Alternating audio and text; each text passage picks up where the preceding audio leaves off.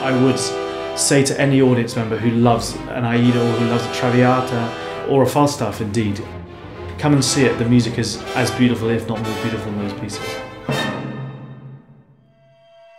It's a piece which grabbed me as an uninitiate when I was quite young because of the depth of emotion. It's an incredibly soulful piece. You know, the election of the Doge at the end of the prologue is one of the most thrilling things in choral music. 80 people at the front of the stage singing "Viva Simone." You know, it's real. I mean, it's real political rabble rousing.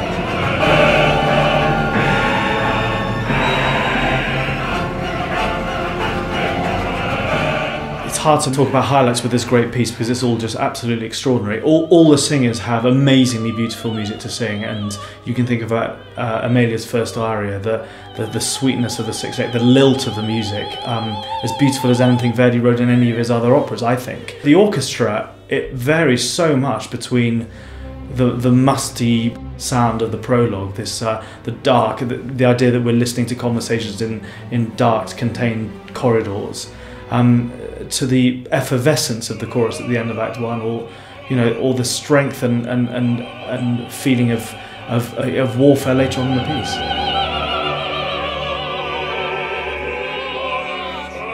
What struck me about Bruno when he came to audition and sing was that he was very visceral and muscular in the way he presented himself, and I think he's done a lot of Rigoletto, for instance, and I think that's something that he'll bring specifically to this role. Rina Sharma I've never worked with. She did a wonderful audition for us on the stage. It'll be her UK debut. Brynley Sherritt and Peter I've worked with an awful lot, and that's going to be great just to re-establish relationships, and for Bryn, I know that this piece is incredibly heartfelt for him. We're going to be working with a chorus of about 80, and you need that. The impact of the choral sounds has to be extraordinary, and you know, I've already been talking to Dmitri, the director, about how at the end of the prologue, for instance, we can create a sound and a placement on the stage that'll really pin the audience back in their seats. And the orchestra, it's a big late romantic orchestra. The pit will certainly be full.